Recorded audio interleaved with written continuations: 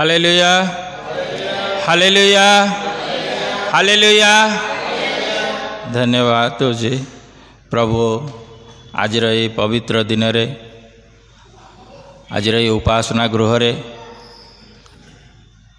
प्रभु आम मान को साहाय्य कले तांकरी पवित्र चरण तल आसवाई तांकर प्रशंसा गौरव करने प्रभु आम मान को सुजोग दौरान सप्ताह सप्ताह धरी मास वर्ष जपरी आम मैंने ये सुजोगर सद्व्यवहार करवा सुजोग को हाथ छड़ा करवा नहीं कारण ये समय आज गले भारे आम आई सहभागिता भली सुजोग पाई न था तेणु समस्ते आसी प्रभु को धन्यवाद दूची। आज उपासना आरंभ करने पूर्वर आम प्रथमे प्रार्थना को जीवा तापर अन्य कार्य को देखा। धन्यवाद धन्यवाद धन्यवाद धन्यवाद धन्यवाद धन्यवाद पवित्र पिता आज रे पवित्र दिन रे तुम्हारी उपासना गृह रे प्रभु प्रभु तुम्हें आम प्रत्येक तुम्हें एकत्रित करियछ पिता तुमको अशेष धन्यवाद दूची धन्यवाद दूची धन्यवाद दूची तुम्हार प्रशंसा करुअछु तुम्हार जय जयकार करुअछु पवित्र पिता जेते जन प्रभु आज उपासना जोग देइचंती प्रत्येक तुम चरण तले समर्पण करुअछु पिता प्रत्येक उपरे प्रभु तुम्हारी स्नेहपूर्ण करुणा हस्तरे प्रत्येक तुम्हें आशीर्वाद कर प्रभु तुम्हारी आशीर्वाद छाया तले रख प्रभु हे पिता परमेश्वर जो माने प्रभु ये उपासना जोग दे पारुना से मान प्रार्थना करुअछि प्रभु प्रत्येक जेपरी प्रभु तुम्हारी उपासना प्रभु जोग दे प्रभु तुम्हारे आशीर्वाद को प्राप्त हो पारे प्रभु तुम्हें कृपा कर प्रभु जदि किए बा समस्या रे दुख रे विभिन्न प्रकार कष्ट पड़ी अच्छा से मान को उद्धार कर प्रभु साहाय्य कर बोली प्रार्थना करुअछि प्रभु हे पवित्र पिता धन्यवाद दौच प्रभु तुम्हारी दास को तुम्हें आनीछ प्रभु आज उपासना को परिचालना करने निमंते हे पिता परमेश्वर तुम्हारी दास को तुम्हें बहुल रूपे आशीर्वाद कर पिता धन्यवाद दौच प्रभु तुम्हारा प्रशंसा करुअछु पवित्र पिता। हाँ प्रभु आज उपासना को पुनर्बार तुम चरण तले समर्पण करुच्ची आरंभ शेष पर्यंत उपस्थित रहिब विश्वास करी धन्यवाद दे जगतर परित्राणकर्ता मोर प्रिय प्रभु नाजरित पुनरुत्थित जीशुंक नाम रे मागुअछि पिता आमेन आमेन।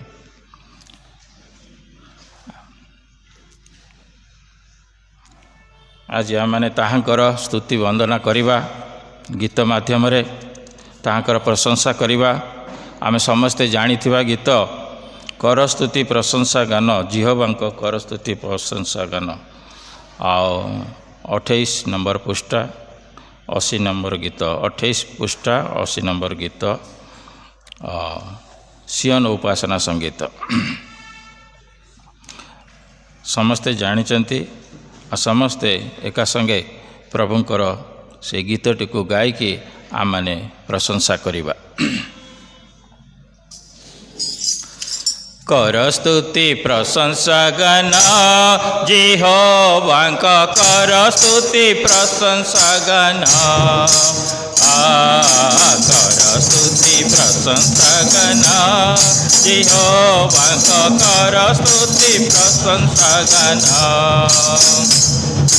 पवित्र स्थाने तांको शून्य गगने पवित्र स्थाने तांको शून्य गगने कर तांको प्रशंसा गान कर तांको प्रशंसा गान जिहोबांक कर स्तुति प्रशंसा गान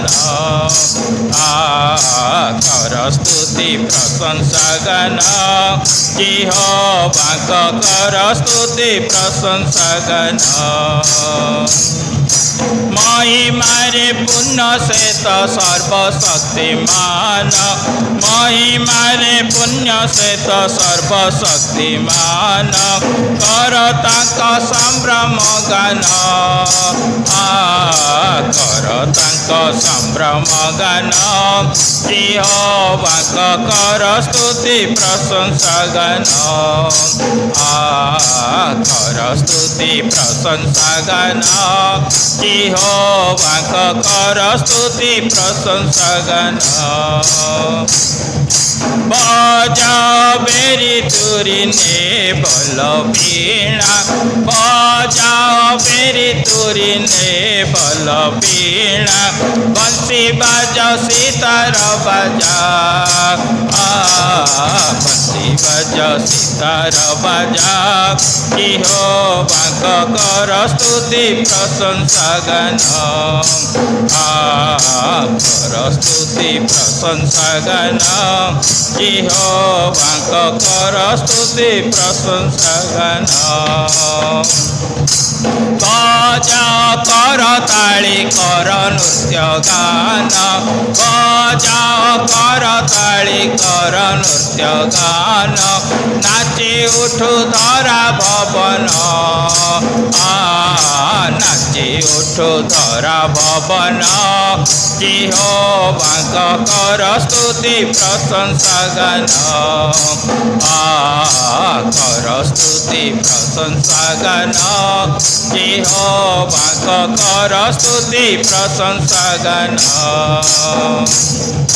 निश्वास प्रश्वास धारी सर्व प्राणी गण निश्वास प्रश्वास धारी सर्व प्राणी गण कर तांक प्रशंसा गान कर तांक प्रशंसा गान यहोवा कर स्तुति प्रशंसा गान कर स्तुति प्रशंसा गान यहोवा कर स्तुति प्रशंसा गान धन्यवाद आपण माने समस्ते मुख खोली प्रभुंकर प्रशंसा स्तुति वंदना करी धन्यवाद प्रभु को विशेष करी धन्यवाद आपण मानक समस्त को से ही मन देइचंती से आत्मा देइचंती सत्य ईश्वरंकर उपासना करिबा पई तांकर स्तुति वंदना करिबा पई प्रभु को धन्यवाद दिए। वर्तमान आम देखिबा आजिर शास्त्रांश मार्क 6 देखिए 45 ରୁ 51 आ जड़े कि आसबे आ पाठ करेंगे।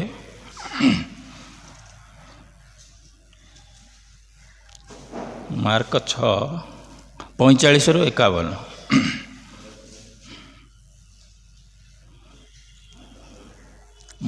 नंद आस हाँ पाठ कर।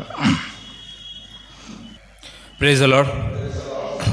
प्रभु नाम धन्यवाद दूसरी प्रभु सुंदर सुजोग देले आम को नूतन सकाळ सहित आम मैंने आज शास्त्रांश देखा मार्क लिखित सुसमाचार तार 6 पर्वर तार 45 पदर आरंभ करी 51 पद शेष पर्यंत एटी एपरी लेखा अच्छे से क्षणी से अपना शिष्य मानू नौकारे चढ़ी बेसाइदा आड़ को अपर पारिकी आगरे जीवाई बढ़ाइले पुणी से इतिमध्य लोक समूह को विदाय देले सेमानठारे विदाय नेला उतारे से प्रार्थना करने निमंते पर्वत को गले। संध्या हेबा परे नौकाटी समुद्र मध्य भागरे थिला और से स्थल एकाकी थिले। प्रतिकूल वायु हेतु सेमानंको नौका विवाह कष्ट पाउथिबा देखि प्राय राति 4th प्रहर रे समुद्र उपरे चलिबा सेमानंको पाखक आसिले आउ सेमानंकर पाख देई आगको चलिया पई उद्यत थिले किंतु सेमाने ताहांको समुद्र उपरे चलिबा देखि भूत बोली भाबी चित्कार कले कारण समस्ते ताहांको देखि उद्विग्न होइथिले। मात्र जीशु सेही क्षणी सेमानंको सहित कथबार्ता करी सेमानंको कहिले साहस धर ए तो मु भय कर नाही। पुणी से सेमानंको निकट को जाई नौकारे चढ़िले आउ पवन बंद हैला सेतरे सेमाने मने मने अत्यंत आचंबित हेले। प्रभु पर्तबाकी आशीर्वाद करंतु बुझिया पई समस्त को शक्ति प्रदान करंतु। धन्यवाद प्रभु तुमको बड़ भी आशीर्वाद करंतु। एथर आम आ गोटे गीत देखा नंद सिलेक्ट करथिबा गीतटी से मनोनीत करिचे आ से गाइब एवं बजेब आपण माने समस्ते सहयोग करेंगे। ता सहित आजिर नैवेद्य उत्सर्ग करा ନୈବେଦ୍ୟରେ ଆମର ଅଛନ୍ତି ରାଜୁ ଭାଇ ଟିକେ ସାହାଯ୍ୟ କରିବେ ସଂଗ୍ରହ କରିବା ପାଇଁ। ଆଉ ତାପରେ ଆମର ସମ୍ପାଦକ ଅଛନ୍ତି। ଆଉ ନୈବେଦ୍ୟ ସଂଗ୍ରହ ପରେ ଆଉ ସେ ଆଜି ପ୍ରାର୍ଥନା କରିବେ। ଆଉ ବିଜ୍ଞାପନ ଯଦି ଥାଏ କିଛି ତାହେଲେ ସେ ଆପଣମାନଙ୍କ ସମ୍ମୁଖରେ ରଖିବେ। ଆଉ ତାହେଲେ ଆମେ ସମସ୍ତେ ସେ ଗୀତଟି ଗାଇବା।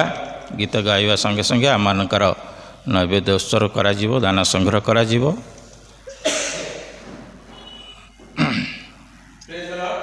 ସ୍ଥଳ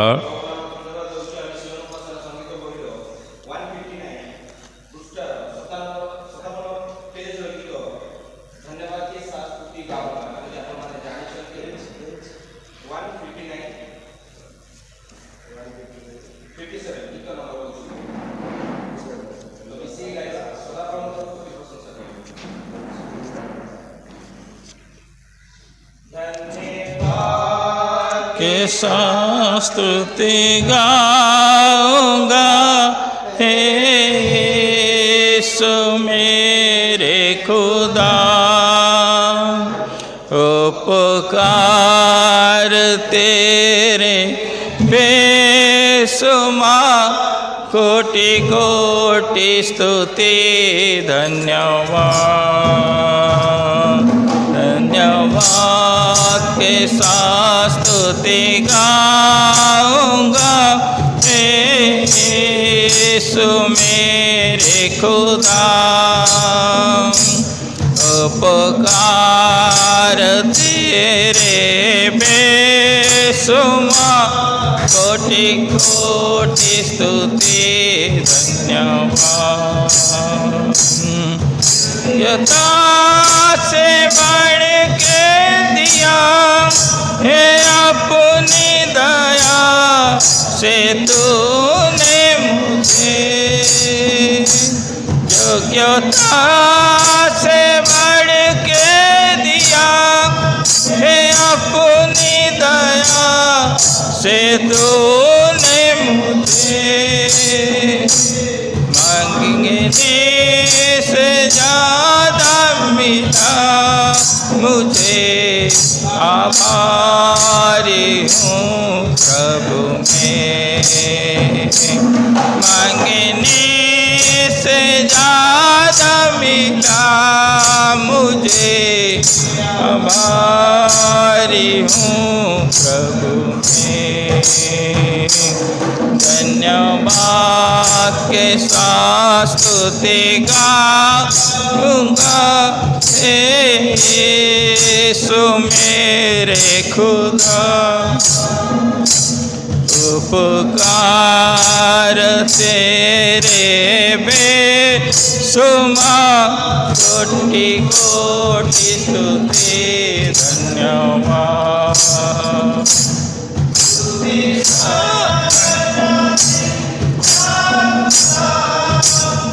तुझ पर ही भरोसा मेरा, तुझे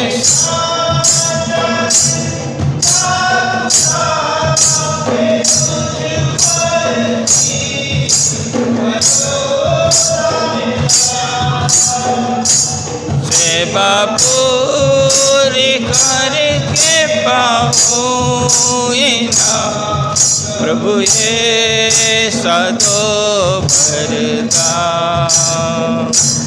सेवा पूरी करके पाऊँ ना प्रभु ये सदो वरदान। धन्यवाद के साथ स्तुति गाऊंगा हे यीशु मेरे खुदा, उपकार तेरे बेसुमार, कोटि कोटि स्तुति धन्यवाद। के साथ स्तुति गाऊंगा हे यीशु मेरे खुदा, उपकार बेसुमार तेरे बेसुमार कोटि कोटि स्तुति धन्यवाद कोटि कोटि स्तुति धन्यवाद। संपादक अनुरोध करुच्ची से आसबे आजिर उपासना मंडली पाई दान पाई वाक्य पाई प्रार्थना उत्सर्ग करेंगे। Praise the Lord. प्रभु का महानाम रे धन्यवाद दिए ये कि प्रभु आम मान को नूतन दिन देखापी सुजोग देइछंती। विशेषकर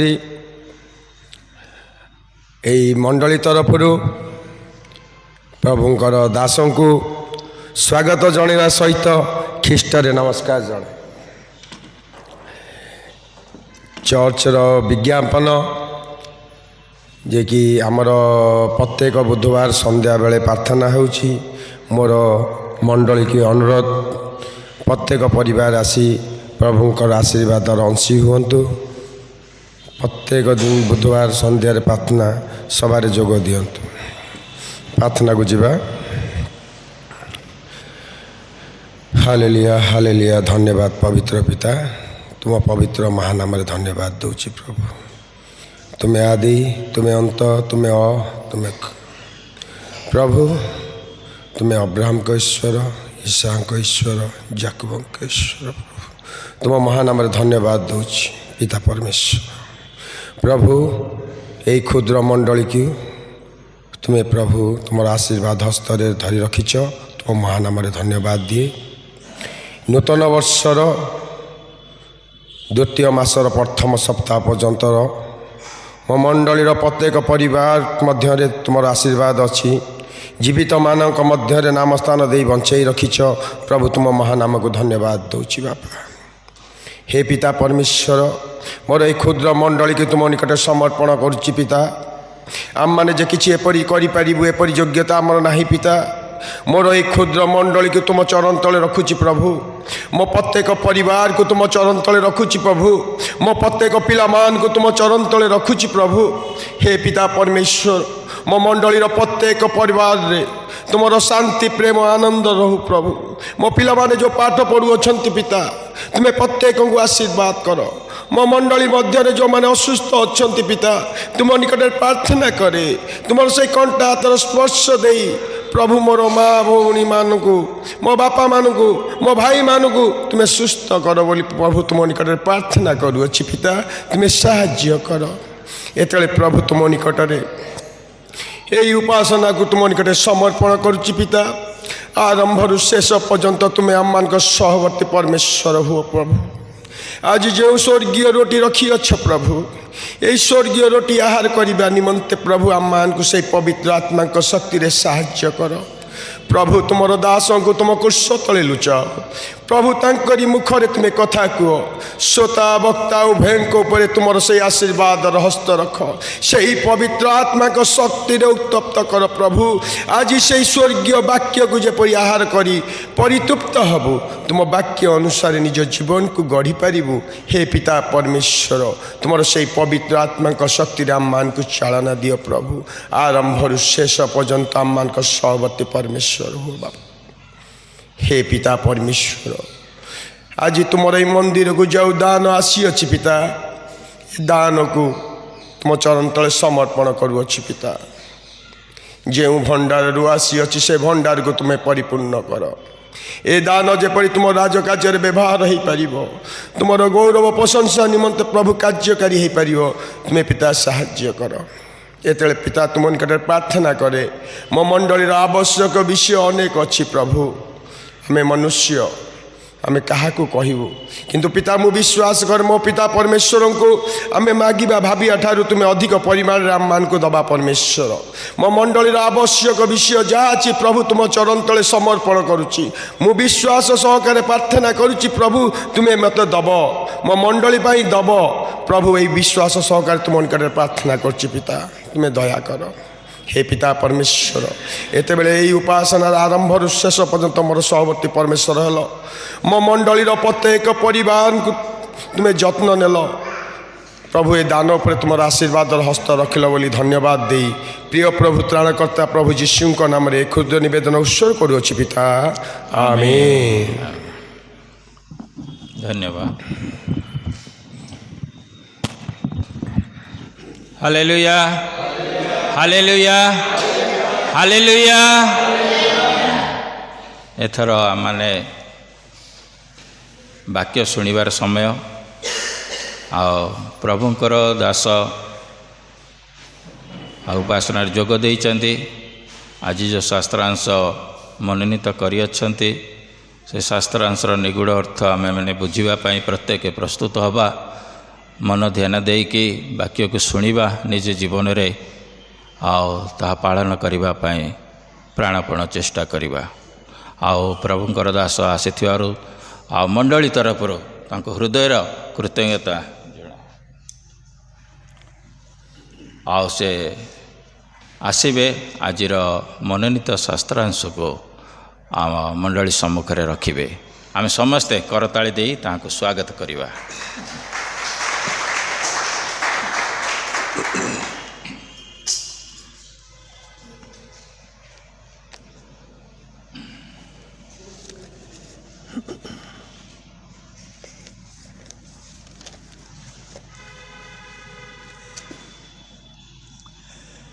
सर्वप्रथमे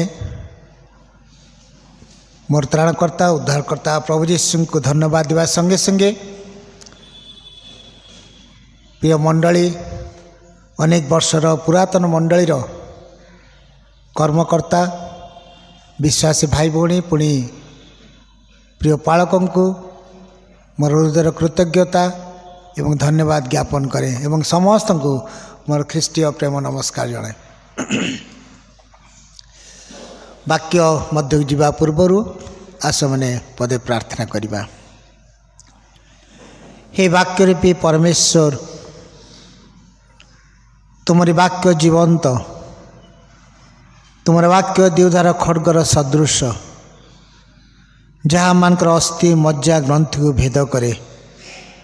प्रभु आम तुम्हें प्रस्तुत कर जो वाक्य तुम्हें आज आनीच प्रभु श्रोता वक्ता प्रत्येक सहित कथा को कारण आम तुम स्वर शुणा निम्ति आसीअछु।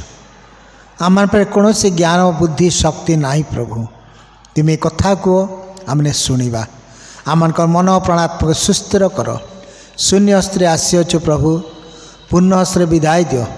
आज जो मैंने आसीपारना से मत सुजोग दियो जब यही समय तुमरी उपस्थिति मत आसबे आ तुम महिमा कर पारे तुम्हें कृपा कर आरंभ शेष मन तुम्हें रुह।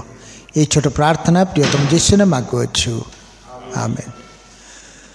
प्रभु नाम धन्यवाद दिए जे विगत वर्षटी मध्य प्रभु अनुग्रह करते आई मंडली को थरे आसी उपासना करने निमंते एवं प्रभु पुनर्बार यही नूतन वर्ष द्वितीय मासर प्रथम दिन रे पवित्र दिन रे प्रभु सुजोग देले आपण मान गहण रे तांकर वाक्य परिवेषण करने निमंते कारण ये वाक्य मोर नुहे कि आम मान नुहे मात्र यह हूँ ईश्वर वाक्य ईश्वर मुख निश्रुत वाक्य जहाँ प्रभु जीशु जीवन में कर आज आम को से प्रकाश करती जो आम मैंने से वाक्य द्वारा निजको प्रस्तुत करवा।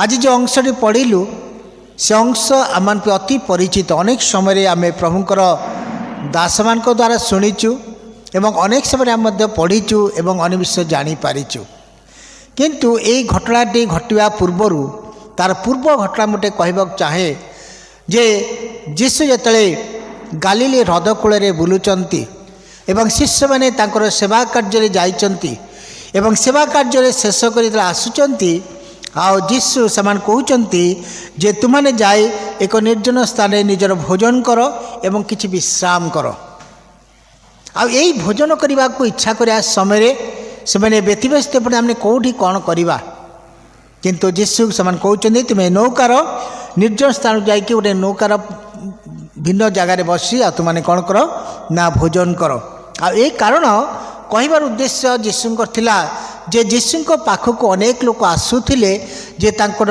ଠାରୁ ସୁସ୍ଥତା ପାଇବା ନିମନ୍ତେ ତାଙ୍କର ବାକ୍ୟ ଶୁଣିବା ନାହିଁ। ଏତେବେଳେ ଲୋକ ଗହଳି ମଧ୍ୟରେ ସେତେବେଳେ ଥିଲେ ଆଉ ସେତେବେଳେ ଲୋକମାନେ କ'ଣ କଲେ ଯୀଶୁଙ୍କ ନିକଟକୁ ଆସୁଥିଲେ। ଯେତେବେଳେ ଯୀଶୁ ସେ ସମୁଦ୍ର କୂଳରେ ଗାଲିଲେ ହ୍ରଦ କୂଳରେ ବାକ୍ୟ ପ୍ରଚାର କରୁଛନ୍ତି ଆଉ ସେ ବାକ୍ୟ ପ୍ରଚାର କରିବା ସମୟରେ ଅନେକ ଲୋକ ଏକତ୍ର ହେଲେ। ଆଉ ସେତେବେଳେ ଶିଷ୍ୟମାନେ କହୁଛନ୍ତି ଯେ ଏତେ ଲୋକଙ୍କୁ ସନ୍ଧ୍ୟା ହେଇଯାଉଛି କ'ଣ କରିବା, ଏମାନେ ଯଦି ରାସ୍ତାରେ ଯିବେ ଏମାନଙ୍କର ହସା ଉଡ଼ିଯିବ, ମୃତ୍ୟୁବରଣ କରିବେ, ତେଣୁ ଏମାନଙ୍କୁ ତୁମାନେ ଭୋଜନ କରାଅ। ସେତେବେଳେ ଶିଷ୍ୟମାନେ କହୁଛନ୍ତି ପ୍ରଭୁ ଏତେ ଲୋକଙ୍କ ପାଇଁ ଆମେ କେଉଁଠୁ ଖାଦ୍ୟ ଆଣିବା। କିନ୍ତୁ ସେହି ସ୍ଥାନରେ ଆଉ 5ଟି ରୋଟି 2ଟି ମାଛର ଆଉ ଘଟଣା ବା ସେହି ସ୍ଥାନରେ ପ୍ରକାଶିତ ହେଉଛି। ଆଉ ସେମାନେ କହୁଛନ୍ତି ସମସ୍ତ ବସା ଆଉ ଖାଇବାକୁ ଦିଅ। ଖାଇବା ପରେ ସନ୍ତୁଷ୍ଟ ହେଲା ପରେ ଆମେ ଯେଉଁ ଅଂଶଟା ଯେ ପଢ଼ିଲୁ ସେ ଅଂଶରେ ଲେଖାଯାଉଛି ଯେ ଯୀଶୁ ତତ୍ପରେ କ'ଣ କରୁଛନ୍ତି ନା ଲୋକମାନଙ୍କୁ ବିଦାୟ କରିଛନ୍ତି ଏବଂ ସେଇ ଶିଷ୍ୟମାନେ କହୁଛନ୍ତି ଯେ ଆମେ ଗାଲିଲେ ହ୍ରଦ କୂଳରେ ଅଛୁ, କିନ୍ତୁ ଚାଲ ତୁମାନେ ନଦୀର ସେପାରେ ଯେଉଁ ବେତ୍ସାଇଦା ଅଛି ସେ ଅଞ୍ଚଳକୁ ଯାଅ। ଆଉ ସେମାନଙ୍କୁ ମଧ୍ୟ ପ୍ରଭୁ କ'ଣ କରୁଛନ୍ତି ଶିଷ୍ୟମାନଙ୍କୁ ବିଦାୟ କରିବା ପରେ ଆଉ ସେ ନିଜେ କ'ଣ କରୁଛନ୍ତି ଏଇ ଯେଉଁ ଲୋକମାନେ ଥିଲେ ସେମାନଙ୍କୁ ବିଦାୟ କରିଦେଉଛନ୍ତି। କାରଣ ପ୍ରଭୁ ଯୀଶୁଙ୍କ ଗୋଟେ ସମୟ ଥିଲା ଯେ ଲୋକମାନେ ଯେତେ ଜଲ୍ଦି ବିଦାୟ ହେବେ ସ୍ଥାନରୁ ମୁଁ ପ୍ରାର୍ଥନାରେ ସମୟ ଦେବି। ଆଉ ଲେଖାଯାଉଛି ଯଦି ଆପଣମାନେ ଦେଖିବେ ଯେ 46 ପଦରେ ଲେଖାଯାଉଛି ସେମାନଠାରୁ ବିଦାୟ ନେଲା ଉତ୍ତରେ ସେ ପ୍ରାର୍ଥନା କରନ୍ତେ ପର୍ବତକୁ ଗଲେ। এই ବର୍ଷଟି ପ୍ରଭୁ ଆମମାନଙ୍କୁ ଦେଲେ, ଆମମାନଙ୍କୁ ବଞ୍ଚେଇଲେ, ଆମମାନଙ୍କୁ ଅନୁଗ୍ରହ କଲେ, ଆମମାନଙ୍କୁ ଆଶୀର୍ବାଦ ଦେଲେ। ଯେଭଳି ଗତ ବର୍ଷ ଆମମାନେ ଦିନଗୁଡ଼ିକ ଅତିବାହିତ କରିଛୁ ବା ଗତ ବର୍ଷ ଯେଭଳି ଆମମାନଙ୍କ ଜୀବନ ଗତି କରିଛି ସେଭଳି ଆମମାନଙ୍କ ଜୀବନ ନ ହେଉ।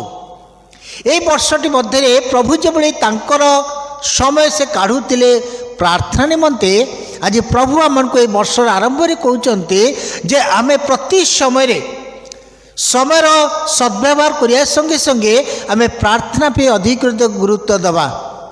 କାରଣ ଯୀଶୁ ନିଜେ କ'ଣ କରୁଥିଲେ ଯେତେ ଲୋକମାନଙ୍କୁ ବିଦାୟ କରିବା ପରେ ସେ ପର୍ବତକୁ ଯାଉଥିଲେ ପ୍ରାର୍ଥନା କରିବା ନିମନ୍ତେ।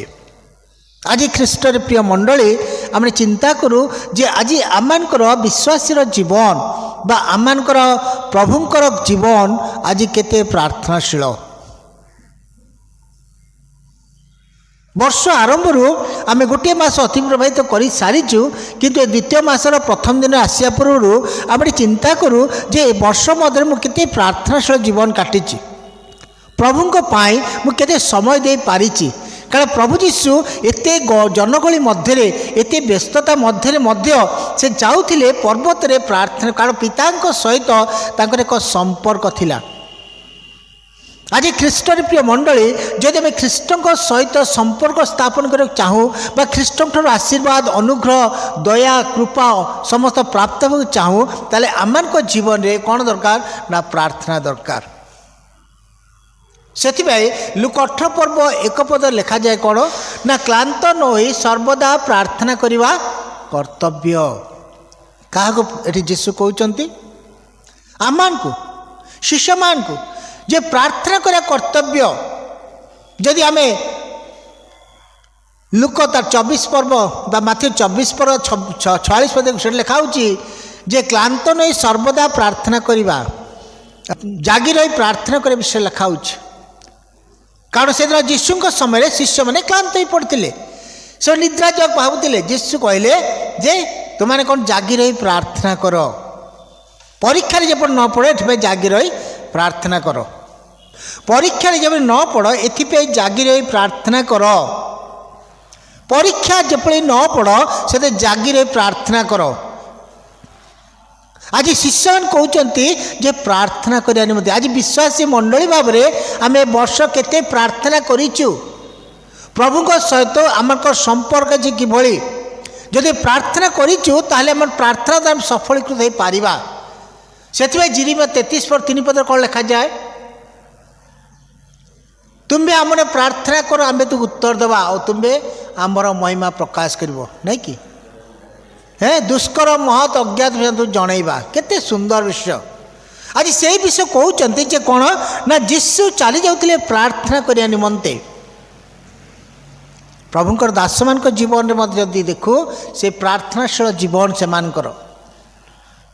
आज यही स्थान देखु जीशु तो चली जाऊँच लोक विदाय नौ प्रार्थना कर जाऊँच एवं जीवा समय कौन देखुं पर्वत उपरे ना एक भयंकर परिस्थिति देखते कौ विषय ना जो शिष्य मान से प्रेम करते जो शिष्य मैंने सहित थे जो शिष्य मान से दिन अतिबाहित कर शिष्य मैंने कौन नौका मध्य अच्छा कौटी ना से हृद मध्य यात्रा करुँच कौटी ना बेसैदा को किंतु से यात्रा समय एक प्रतिकूल परिस्थिति घटना घटुचे कौन ना लिखा जाए 46 पदे प्रतिकूल वायुहती से नौका बेहार कष्ट पाला देखी से प्रतिकूल अवस्था जीशु कहले जाओ किंतु तार घटना कौन गोटे भयंकर परिस्थिति आसूची से परिस्थिति को प्रभु अनुध्यान कर आज ख्रीष्ट प्रिय मंडली प्रभु आम को प्रति समय देखते आमर परिस्थिति को देखते आमर अवस्था आम जो भांगी पड़ी था आम निराश हो पड़ था आम जो नाना प्रकार मध्य व्यतिव्यस्त हो पड़ था से प्रभु आम को देखती तांकर दृष्टि आम प्रति रही किंतु आम आज विश्वास केते प्रभु प्रभु यदि मोर संपर्क हो प्रभुंकर प्रार्थना रे आ निश्चय प्रभु मोर प्रति दृष्टिपात करेंगे और से दिन से शिष्य को प्रेम कर शिष्य से संपर्क थिबा द्वारा कौन कर जीशु से कौन पाए ना से कष्ट देखी आज आमर कष्ट अवस्था देखी प्रभु सब बेले आम कौन साहाय्य करती केतेबेले ना आम कष्ट थिबा अवस्था डाकी था प्रभु हमको दया कर नहीं ताको दृष्टि आम प्रति रही से देखुं किंतु आम प्रति आज देखुना आम संगे संगे कौन करूँ डाक्टर को दौड़ी जाऊँ आम निजर उपाय स्थल को दौड़ी जाऊँ है आज पिला जीवन देखो जब आम कष्ट पाचे किसी समस्या पिला कौन कर ना ट्यूशन को आगे दौरान पाठ को गुरुत्व दौरान मना करनी पाठ पढ़िया भल नुहे बोली यहीटा लिखा जाऊँगी जीशु देखुं केवल शिष्य मान देखिए ता नुहे आज आम को मत देखुं दृष्टि आज आम प्रति रही पढ़ंतु टिके गीत हितोपदेश 15 पर्व तार 3 पद हितोपदेश 15 पर्व तार 3 पद कौन लिखा जाऊँ मत टिके पढ़ारे साहाय्य करेंगे हाँ सदाप्रभु चक्षु कौट थाए सबुआड़े थाए से उत्तम एवं अधम लोक देखते आज आम भाई हाँ मुझे निरुपाय मोर तो किसी ज्ञान ना मोर बुद्धि ना मोर शक्ति ना मोर अर्थ ना मोर कौन विषय ना किंतु प्रभु आमको दृष्टिपात करती दृष्टि समस्त पर थाए नहीं कि अधम एवं उत्तम लोक मध्य कौन अच्छी आम दृष्टि रही से जीशु से दिन शिष्य मान देखुं ता नुहे किंतु से आमको आज देखुं ए वर्ष आरंभ प्रभु आमको देखते आम कौन करुचु कि जीवन काटुचु कौ परिस्थिति अच्छु कि आम जाऊँ आम जीवन रे आमर जीवन आज कि से देखती से चक्षु कौन करे आम प्रत्येक को अनुध्यान करे देखती से दिन लिखा से देखुं कौन पाए ना तांकर संतान माने जो कौन कष्ट न पातु बोली कष्ट न पातु बोली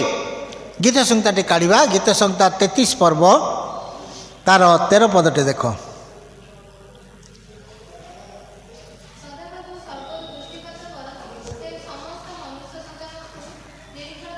समस्त मनुष्य बुझीपार ना समस्त मनुष्य संतान कौन करते से देखुंती आज मत देखुंती है से स्वर्ग रे थाई आज आम कौन ये करुचु आम प्रत्येक मत देखुं नहीं प्रत्येक दिन दृष्टि रही आम प्रति प्रिय बंधुगण प्रिय मंडली आज आम चिंता करूँ आज आम दृष्टि क्या प्रति रही प्रभु देखुं आम क्या प्रति देखु आम केवल दृष्टि ईश्वर का देचु ना आम जगत प्रति दे चलीचु जगत धन मान सम्मान पुणी आमर प्राचुर्यता आमर परिवार आमर पिला माने यही समस्त प्रति दृष्टि देचु ना प्रति समय प्रभुंक आड़ दृष्टि देचु जदि मो प्रकृत विश्वासी मोर प्रार्थनाशील जीवन अच्छी प्रभु सहित मोर दृष्टि प्रभुंक आड़े रहा दरकार मोर चक्षु दृष्टि प्रभुंक आड़े रहा दरकार से दाऊद कहले गीत संहिता 123 तार 2 पद कौन लिखा जाए गीत संहिता 123 2 पद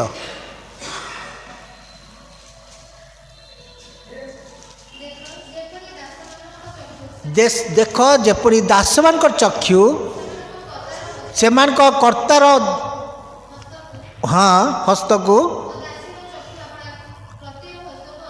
हाँ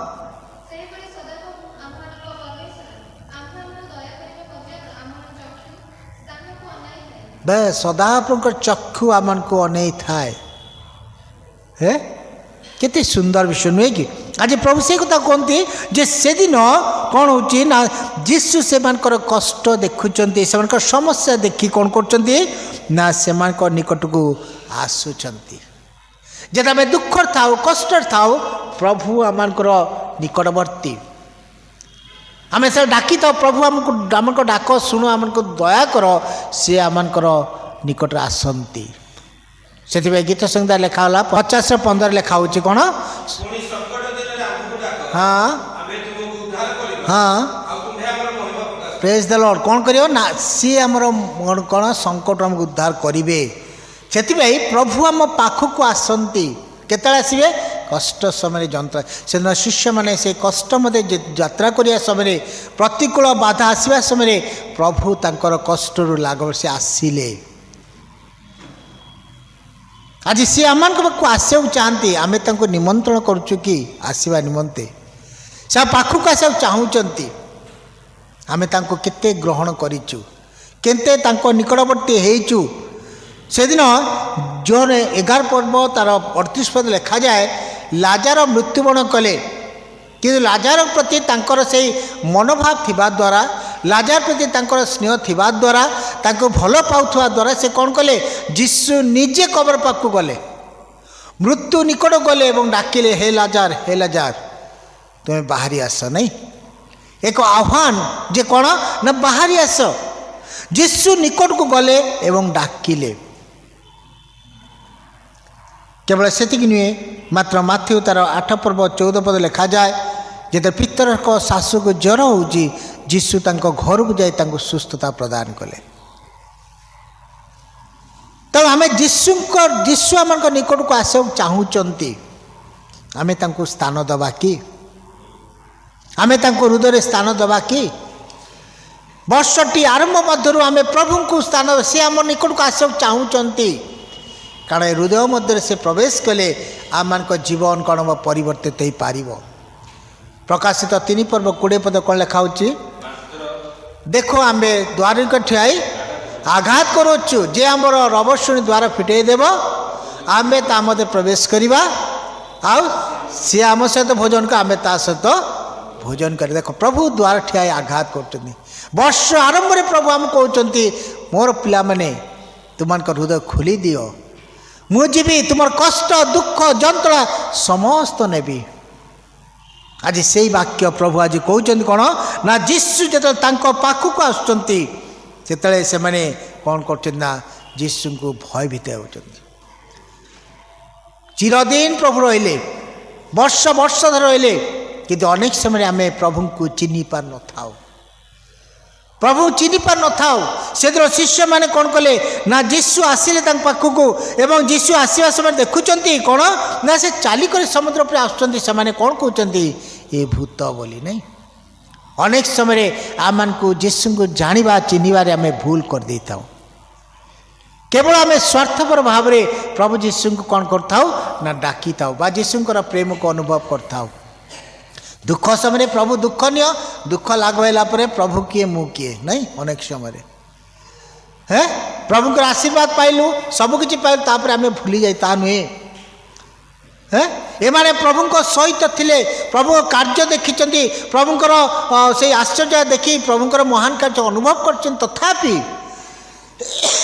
से माने कौन कले प्रभु को चिन्ह पाना जब कौन कहते भूत बोली अनेक समय ये आम जीवन घटी जाए कौन ना मुझे प्रार्थना करुँचे मंदिर को जाऊँगी सब एतिक आस मोर कहीं आज प्रार्थना शुणा जाऊन तो मुझे आज उपकार होनी से प्रभु नुहंती अनेक समय आम कहीदे था कि प्रिय मंडली आज आम जीवन ता न हो कारण प्रभु जीशु दुख समय कष्ट समय सबु समय आम संगे संगे अच्छा से केवल आमको परीक्षा करती नहीं ତାଙ୍କର ନିକଟରେ ଆମେ ଯେତେବେଳେ ସମର୍ପିତ ହେଉ ସେ ଆମକୁ ସାହାଯ୍ୟ କରିଥାନ୍ତି, ସେ ଆମକୁ ସାହାଯ୍ୟ କରିଥାନ୍ତି। ଯଦି ଆମେ ଦେଖିବା ଯେ ଜିସାୟ ତାର 41 ପର୍ବ ତାର 10 ପଦ କ'ଣ ଲେଖାଯାଏ? ତୁମେ ଭୟ କର ନାହିଁ, କାରଣ ଆମ୍ଭେ ତୁମ ସଙ୍ଗରେ ଅଛୁ। ନିରାଶ ହୁଅ ନାହିଁ, କାରଣ ଆମ୍ଭେ ତୁମର ପରମେଶ୍ୱର। ଆମ୍ଭେ ତୁମକୁ ସବଳ କରିବା, ହଁ ଆମ୍ଭେ ତୁମକୁ ସାହାଯ୍ୟ କରିବା, ହଁ ଆମ୍ଭେ ଆପଣା ଧର୍ମ ସ୍ୱରୂପ ଦକ୍ଷିଣ ତୁମ ଧରି ରଖିବା। କେତେ ସୁନ୍ଦର ପ୍ରତିଜ୍ଞା ପ୍ରଭୁ ଦେଇଛନ୍ତି। ଆଜି ଭୟ ଥିଲେ ଭୟ ପ୍ରଭୁ ଦୂର କରିବେ, କାରଣ ସେ ଯେତେବେଳେ ଆମ ମଧ୍ୟରେ ଆସିବେ, ଆମ ନିକଟକୁ ଆସିବେ, ଆମେ ତାଙ୍କର ସେ ଜୀବନକୁ ଦେଖି ଆମେ କ'ଣ କରିବା ନା ପ୍ରଭୁ କହୁଛନ୍ତି ଭୟ କର ନାହିଁ। ସେତେବେଳେ ସେମାନେ କ'ଣ କହିଲେ? ଏ ତ ଭୂତ। ସେତେବେଳେ ପ୍ରଭୁ କହୁଛନ୍ତି ତେଣୁ ଭୟ କର ନାହିଁ, ସାହସ ଧର, ଏ ତ ମୁଁ। ସେ କହୁଛନ୍ତି ମୁଁ, ପ୍ରଭୁ କହୁଛନ୍ତି ମୁଁ ନିଜେ। ଆଉ ସେମାନେ ସେଇ ବିଷୟରେ କ'ଣ କରୁଥିଲେ? ଭୟ ଭିତରେ। ସେଥିପାଇଁ ଆଜି ଜିସାୟ କହୁଛନ୍ତି ଭୟ କର ନାହିଁ। ଆଜି କେଉଁ ବିଷୟ ନେଇ ଆମେ ଭୟ କରୁଛୁ? ଦେଶର ପରିସ୍ଥିତି, ଦେଶର ଅବସ୍ଥା ନିଶ୍ଚୟ ଘଟିବ, କାରଣ ଏହା ନ ଘଟିଲେ ଆମମାନଙ୍କର ବିଶ୍ୱାସ ସୁଦୃଢ଼ ହେବ ନାହିଁ। ଘଟଣା ଘଟିବ, କିନ୍ତୁ ବିଶ୍ୱାସ ସ୍ଥିର ହୋଇଥା ବୋଲି କହୁଛନ୍ତି। ବିଶ୍ୱାସ ସ୍ଥିର ରହିବା, ଆମେ ଭାଙ୍ଗି ପଡ଼େ, ଆମକୁ ଯେତେ କଷ୍ଟ ଆସିଲେ ମଧ୍ୟ ଆଜି ପ୍ରଭୁ କହୁଛନ୍ତି ଭୟ କର ନାହିଁ, କାରଣ ଆମ୍ଭେ ତୁମ ସଙ୍ଗରେ ଅଛୁ। ନିରାଶ ନାହିଁ, କାରଣ କ'ଣ ପାଇଁ ନା ସେ ଆମର ପରମେଶ୍ୱର। ଦୁଃଖ ଆସିଲେ, କଷ୍ଟ ଆସିଲେ ଭାଙ୍ଗି ପଡ଼େ। ଏଇମାନେ ଶିଷ୍ୟମାନଙ୍କ ଜୀବନ ସେ ଆସିଲା ଯେ ସେମାନେ ଅଧୈର୍ଯ୍ୟ ପଡ଼ୁଛନ୍ତି, କ'ଣ କରିବା, କିଭଳି ଆମେ ବାହିବା। ଏବଂ ଯୀଶୁ ଆମମାନଙ୍କ ମଧ୍ୟରେ ଆସୁଛନ୍ତି ଭୂତ ଭାବରେ, ଆମେ କାହାକୁ କେମିତି ଜାଣିବା? ଆଜି ସେମାନଙ୍କ ଜୀବନ ସେ ପ୍ରଶ୍ନ ଥିଲା। କିନ୍ତୁ ଯେତେବେଳେ ଯୀଶୁ ସେ ନୌକାରେ ଚଢ଼ିଲେ, ସେତେବେଳେ ସେମାନେ ଜାଣିପାରିଲେ, ଖାଉଛି 51ରେ, ଆଉ ପୁଣି ସେମାନଙ୍କୁ ଯାଇ ନୌକାରେ ଚଢ଼ିଲେ, ଆଉ ପବନ ବନ୍ଦ ହେଲା। ସେତେବେଳେ ସେମାନେ ଜାଣିପାରିଲେ, ଯେତେବେଳେ ପବନ ବନ୍ଦ ହେଉଛି, ଝଡ଼ ବାତ୍ୟା ବନ୍ଦ ହେଇଯାଉଛି, ସେ ପ୍ରତିକୂଳ ପରିସ୍ଥିତି ଦୂରେଇ ଯାଉଛି, ସେତେବେଳେ ସେମାନେ ଅନୁଭବ କଲେ ଯେ ଇଏ ଯୀଶୁ ବୋଲି। ଆଜି ଆମମାନେ ଠିକ୍ ସେଇଭଳି ହେଇଯାଉଛୁ। ଯେତେବେଳେ ଆମମାନଙ୍କ ଜୀବନରେ ଗୋଟେ ଆଶ୍ଚର୍ଯ୍ୟ ହେଇଯାଉଛି, ସତରେ ପ୍ରଭୁ ଅଛନ୍ତି ବୋଲି ମୋର ଏ କାର୍ଯ୍ୟଟି ଆଜି ହେଇପାରିଲା। ଯଦି ନ ହେଇଥାନ୍ତା ପ୍ରଭୁ କ'ଣ ମୋର ପ୍ରାର୍ଥନା ଶୁଣୁନାହାନ୍ତି ଆମେ କହିଥାନ୍ତୁ, କାହିଁକି ଏଟା ହେଇପାରୁନି ବୋଲି ଆମେ କହିଥାନ୍ତୁ ନାଇଁ। ଆଜି ଅନେକ ବିଷୟ ରହିଛି, ଅନେକ ବିଷୟ ରହିଛି। ଗୋଟିଏ କାର୍ଯ୍ୟ ଯେ ସଙ୍ଗେ ସଙ୍ଗେ ହେବ ତାହା ନୁହେଁ, ପ୍ରଭୁ ସଫଳତା ଦିଅନ୍ତି,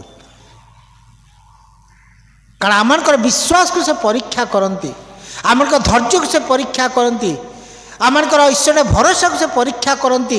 ଯେଉଁଭଳି ଆମେ କ'ଣ ଆଉ ସୁଦୃଢ଼ ହେବା, ବଳିଷ୍ଠ ହେବା ପ୍ରଭୁ ପାଇଁ। ପ୍ରଭୁ ଆମ ପାଖରେ ଅଛନ୍ତି, ସେ ଆମେ କେବେ ହେଲେ ପରିତ୍ୟାଗ କରିନାହାନ୍ତି। ଯାହାକି ଯୌନ 14 ପର୍ବ ତାର 18 ପଦରେ କ'ଣ ଲେଖାଯାଏ? ଯୌନ 14 ପର୍ବ ତାର 18 ପଦ।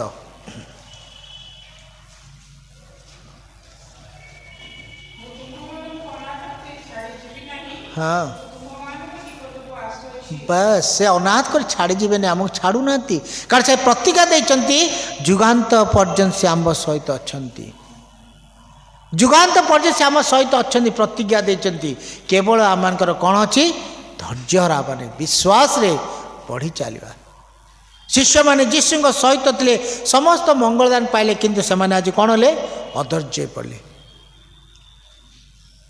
ବ୍ୟତିବ୍ୟସ୍ତ ପଡ଼ିଲେ। କିନ୍ତୁ ପ୍ରଭୁ ସେ କଷ୍ଟକୁ ଦେଖିପାରିଲେ ନାହିଁ।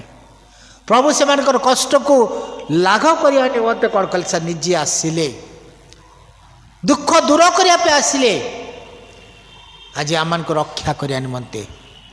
ତାଙ୍କର ପ୍ରେମ ଆମ ପ୍ରତି ଏତେ ପ୍ରଚୁର ଯେ ଆମେ ଯେଭଳି ପାପରେ ନ ପଡ଼ୁ, ଆମେ ଯେଭଳି ଅନ୍ଧକାର ଜୀବନ ନ କାଟୁ, ସେଥିପାଇଁ ସ୍ୱର୍ଗ ସୁଖ ତ୍ୟାଗ କରି ଧରାପୃଷ୍ଠକୁ ଆସିଲେ, ଆମମାନଙ୍କୁ ପରିତ୍ରାଣ ଦେବା ନିମନ୍ତେ, ଆମକୁ ନୂତନତ୍ୱ କରିବା ନିମନ୍ତେ, ଆମମାନଙ୍କ ଜୀବନକୁ ପରିବର୍ତ୍ତନ କରି ତାଙ୍କ ରାଜ୍ୟର ଅଂଶୀ କରିବା ନିମନ୍ତେ। ତାଙ୍କର ପ୍ରେମ ଆମ ପ୍ରତି ପ୍ରଚୁର।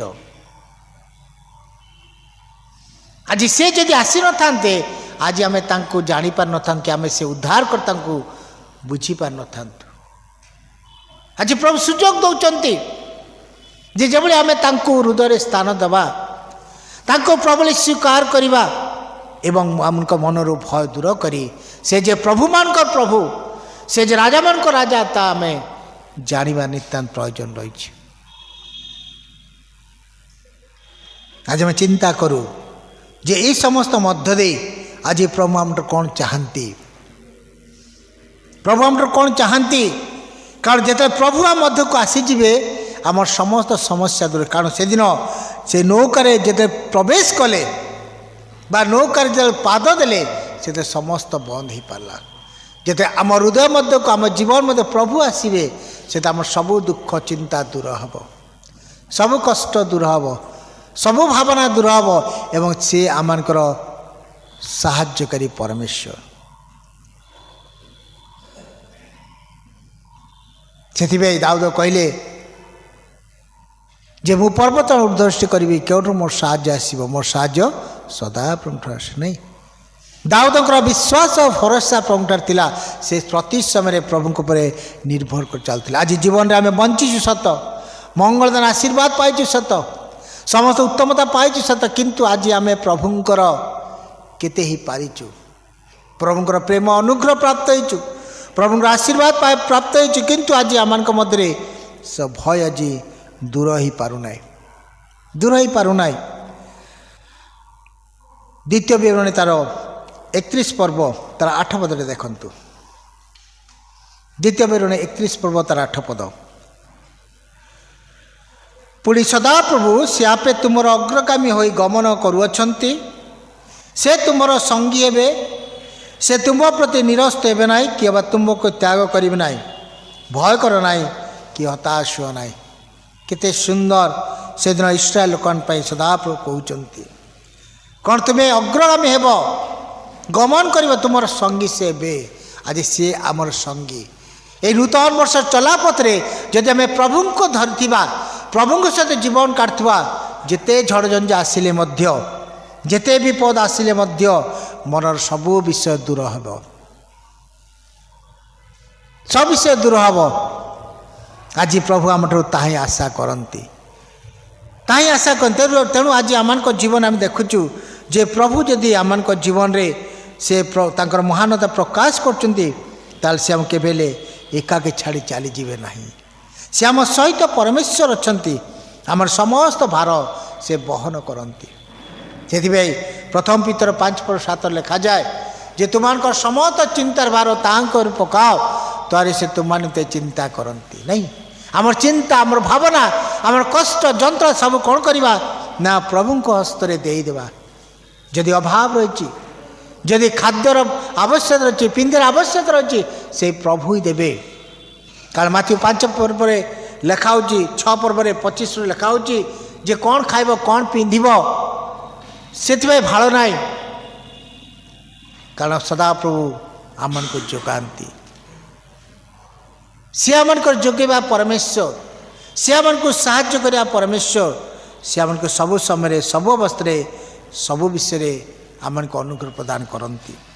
ସେଥିପାଇଁ ଆମେ ଦେଖୁଛୁ ଯେ ଯୀଶୁ ଯଦି ଆମ ସହିତ ରହିବେ ପ୍ରତି ସମୟରେ ଆମମାନଙ୍କ ଜୀବନରେ କ'ଣ ହେବ ନା ପରିବର୍ତ୍ତନ ଆସିବ, ପରିବର୍ତ୍ତନ ଆସିବ, ସମସ୍ୟା ଦୂର ହେବ, ଦୁଃଖ ଦୂର ହେବ, କଷ୍ଟ ଦୂର ହେବ। କାରଣ ସେଦିନ ଯେତେବେଳେ ଅନେକ ଭୟଭୀତ ହୋଇ ଚାଲିଥିଲେ, ଶିଶୁମାନଙ୍କ ଜୀବନରେ ନିରୁପାୟ ହୋଇ ପଡ଼ିଥିଲେ, ଅସହାୟ ପଡ଼ିଥିଲେ, ଏବଂ ଯେତେବେଳେ ଯୀଶୁ ସେମାନଙ୍କ ନିକଟକୁ ଆସୁଛନ୍ତି, ସେ ନୌକାରେ ଚଢ଼ୁଛନ୍ତି, ସେତେବେଳେ ସମସ୍ତ କାର୍ଯ୍ୟ ସମାପ୍ତ ହୋଇପାରୁଛି ଏବଂ ସେମାନେ ଆଚମ୍ବିତ ହେଉଛନ୍ତି। ଆଜି ଆମମାନଙ୍କ ଜୀବନରେ ପ୍ରଭୁ କ'ଣ କରୁଛନ୍ତି? ସେଇ ଆଶ୍ଚର୍ଯ୍ୟ କାର୍ଯ୍ୟ କରି ଯାଉଛନ୍ତି। ସେଥିପାଇଁ ଦାଉଦ କ'ଣ କହିଲେ? ଗୀତ ସଂହିତା 19:18 ପଦରେ କ'ଣ ଲେଖାଯାଏ? ହେ ସଦାପ୍ରଭୁ ମୋର ଚକ୍ଷୁ ପ୍ରସନ୍ନ କର, ଯେ ମୁଁ କ'ଣ କରିବି? ଆଶ୍ଚର୍ଯ୍ୟ ବିଷୟ ଦେଖିବାକୁ ପାରିବି। ପଢ଼ିଦିଅ ଟିକେ 19:18।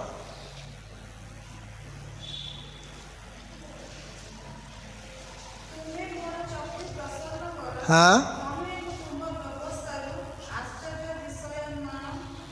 ପ୍ରେଜ୍ ଦ ଲର୍ଡ। କ'ଣ ଲେଖା ହେଉଛି? ଆଶ୍ଚର୍ଯ୍ୟ ବିଷୟ ଦେଖିପାରିବୁ, ମିରାକଲ୍ ଗଡ୍। ସେ ଆଶ୍ଚର୍ଯ୍ୟ ଆମେ ଦେଖୁଛୁ ନା ନାହିଁ ଆମ ଜୀବନରେ? ଯଦି ସିଏ ଆଜି ଆମମାନଙ୍କର ଆଶ୍ଚର୍ଯ୍ୟ ପରମେଶ୍ୱର ହେଇନଥାନ୍ତେ, ତାହେଲେ ଆଜି ଆମେ ଏଇ ବର୍ଷ ମଧ୍ୟ ଦେଖିପାରିନଥାନ୍ତୁ। এই ଦିନଗୁଡ଼ିକରେ ଏବଂ ବିଗତ ବର୍ଷରେ ଅନେକ ଜଗତ ଛାଡ଼ି ଚାଲିଯାଇଥାଏ। ଆମେ କିଏ? ଆମର ଉତ୍ତମତା, ଆମର ଧାର୍ମିକତା, ଆମର କାର୍ଯ୍ୟ ଯେ ଆମେ ଆଜି ରକ୍ଷା ତା ନୁହେଁ, କେବଳ ଈଶ୍ୱରଙ୍କର ଅନୁଗ୍ରହ, ଈଶ୍ୱରଙ୍କର ଦୟା ଆମର ଥିବା ଦ୍ୱାରା ଆଜି ଆମେ ଜଗତରେ ବଞ୍ଚିପାରୁଛୁ, এই ବର୍ଷଟି ଦେଖିପାରୁଛୁ। ସେଥିପାଇଁ ପ୍ରଭୁଙ୍କୁ ଆମେ କ'ଣ କରିବୁ ନା ତାଙ୍କୁ ହୃଦୟରେ ସ୍ଥାନ ଦେବା। ଯେତେବେଳେ ସେ ନୌକା ମଧ୍ୟ ଦେଇ ପ୍ରବେଶ କରୁଛନ୍ତି, ସବୁ ଯେତେବେଳେ ସୁସ୍ଥ ରହୁଛି, ପ୍ରଭୁ ଆମମାନଙ୍କ ଜୀବନ ସେବେଳେ ଆସନ୍ତୁ। ଆଜି ଗୋଟେ ଆହ୍ୱାନ ଆମ ପାଇଁ, ଯେତେବେଳେ ପ୍ରଭୁଙ୍କୁ ଆମେ ଗ୍ରହଣ କରିବା, ପ୍ରଭୁଙ୍କୁ ସ୍ଥାନ ଦେବା, ସେତେବେଳେ ସିଏ ଆମ ହୃଦୟ ରାଜା ହେବେ, ଆମର ସମସ୍ତ ପ୍ରକାର ସମସ୍ୟା ଦୂର ହେବ। କାରଣ ପ୍ରଭୁ ଚାହାନ୍ତି ଆମ ହୃଦୟ ମଧ୍ୟରେ ବାସ କରିବା ନିମନ୍ତେ। ସେଥିପାଇଁ ପ୍ରଭୁ ଯୀଶୁ କହିଲେ ଯେ ପ୍ରଥମ କରନ୍ତି ତାର 3 ପର୍ବ 16 ପଦ ଲେଖାଯାଏ, ତୁମମାନେ କି ଜାଣ ନାହିଁ ତୁମମାନଙ୍କ ଶରୀର ହେଉଛି ଈଶ୍ୱରଙ୍କର ମନ୍ଦିର। ନାହିଁ ଟିକେ ପଢ଼ିଦିଅ।